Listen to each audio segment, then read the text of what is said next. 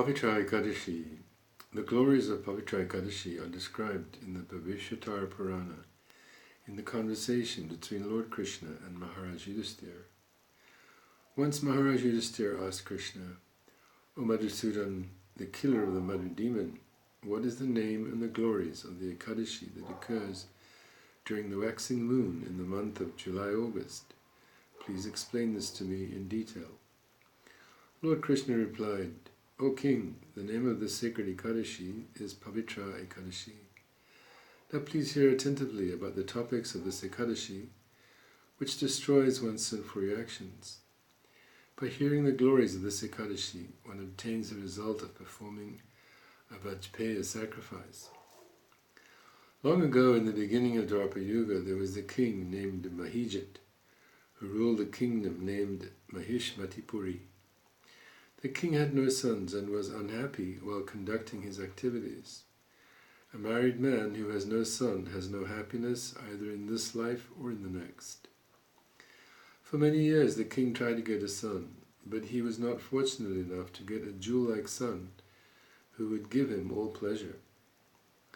One day, realizing his own pathetic condition, the king called his subjects, whom he treated as his children, to the royal assembly and said to them, "O dear subjects, I have never committed any sinful activity in my life. I did not increase my treasury by unlawfully earned wealth. I did not plunder the wealth of the Brahmins and the demigods.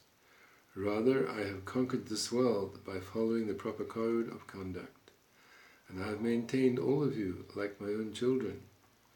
I have never hesitated to award due punishment even to my dear ones like my brother and relatives, according to their faults, and I have shown due respect even to my enemy, if he was gentle and pious. O Brahmins, in spite of travelling on the religious path like this, I am bereft of a son. Please consider carefully the reason behind this and advise me." After hearing these lamenting words by King Mahijit, the king's Brahmin advisors discussed the subject matter among themselves and decided that for the benefit of the king, they would go to the forest and visit the ashrams of the great sages who know the past, present, and future. After entering the forest and wandering here and there, they came across various ashrams of great sages. Finally, they met Lomash Muni, who was engaged in severe austerities. His body was spiritual and full of bliss, and he strictly observed the vow of fasting. He was self-controlled and knew the science of eternal religious principles, and he was well conversant with the knowledge of the scriptures.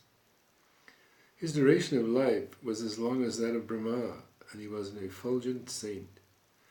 When a kalpa of Brahma passes, one hair, Loma, falls from his body. That is why the name of the sage is Lomash. The sage Lomash was the knower of past, present, and future. Enchanted by this great sage, the advisors of the king offered their obeisances to him and spoke with humility. "O great sage, due to our great fortune, we have met a great soul like you." The sage Lomash inquired, "Who are you all?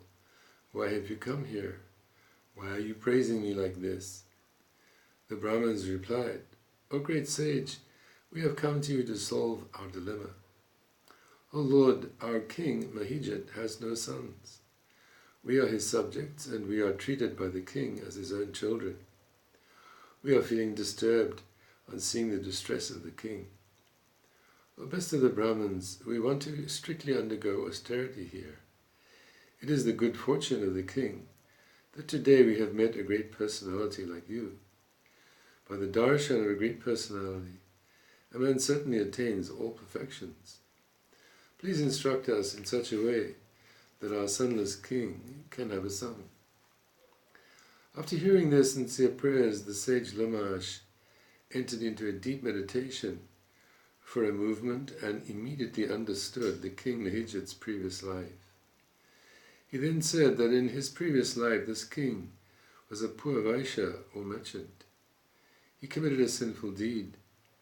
Once while travelling from village to village in the course of his business, he became overwhelmed with thirst. It was the midday of Dwadashi in the month of July. Soon he found a beautiful lake and decided to drink its water. At that time, a cow and her newly born calf came there to drink water. As the cow began to drink water from the lake, the merchant immediately drove her away and began to drink water himself.